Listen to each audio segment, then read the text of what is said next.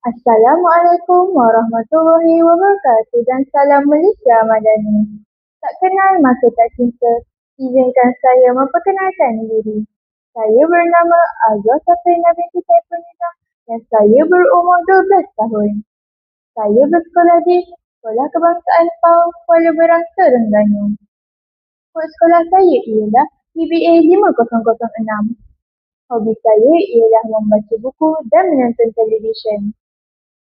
Saya sering ke pusat semua sekolah dan perpustakaan awam untuk membaca buku. Cita-cita saya ialah ingin menjadi seorang penulis yang terkenal apabila dewasa nanti seperti Datuk Muhammad Nasralid atau lebih dikenali sebagai Datuk Lat.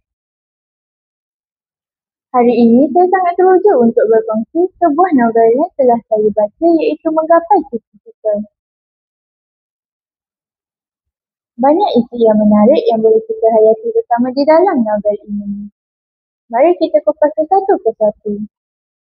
Novel ini ditulis oleh Muhammad Faris Iqmal, seorang graduan bahasa lulusan Universiti Malaya dan diterbitkan pada 2014 oleh Cipta Publishing yang beralamat di Melaka.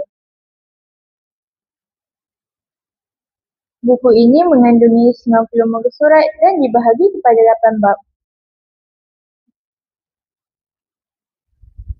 Buku ini berharga RM15.90 di Semenanjung dan RM20.90 di Sabah dan Sarawak.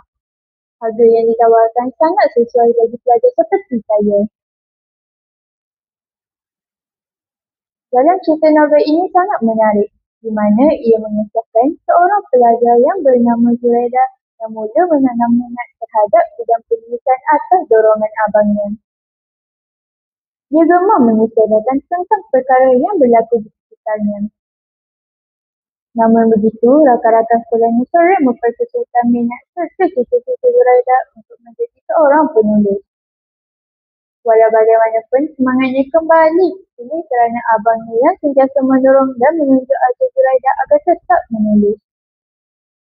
Apabila Zuraida beranjak remaja, dia sering menyertai pertandingan dan kursus menulis cerpen yang dianjurkan oleh pelbagai pihak seperti sekolah, PPD, JPN dan lain-lain.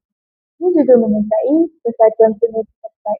Di sini, ia mengutip banyak ilmu daripada peserta yang lebih berpengalaman. Akhirnya, Zuraida dapat menerbitkan novelnya sendiri. Novelnya itu mendapat sambutan daripada pelbagai pihak. Rakan-rakannya dahulu mula mengagumi dan memohon maaf atas perilaku mereka dahulu. Mereka mengucap tahniah kepada Zuraida. Pengajaran pertama yang boleh kita perolehi dari novel ini ialah kita jangan mudah berputus asa. Ketahui Zuraida, walau pada peringkat awalnya dia sudah berputus asa, namun dia tetap berusaha untuk menggapai cita-citanya. Disebabkan usahanya yang berterusan, dia berjaya menjadi seorang penulis yang terkenal. Pengajaran kedua yang boleh kita perolehi dari novel ini pula ialah kita jangan sesekali memandang rendah terhadap minat dan cita-cita rakan kita. Kita seharusnya menyokong dan menghormati cita-cita mereka. Di dalam novel ini muncullah Zuraida mempunyai seorang abang yang sentiasa menyokong minatnya. Seterusnya, pengajaran ketiga pula ialah kita harus berusaha bersungguh-sungguh untuk mencapai kejayaan. Bak kata pepatah, kalau tidak dipecah kalorinya, mereka dapat sagunya. Seperti Zuraida yang sentiasa berusaha memajukan dirinya. Dia menyertai pertandingan, kursus dan menjadi ahli persatuan penulis setempat. Akhirnya, dia berjaya menjadi seorang penulis. Saya suka novel ini kerana ia ringkas, fenomenal dan mudah difahami. Terdapat juga ilustrasi yang memudahkan kita memahami jalan cerita novel ini. Namun terdapat sedikit kekurangan pada novel ini, iaitu grafiknya yang tidak berwarna-warni dan tulisan yang agak kecil dan rapat.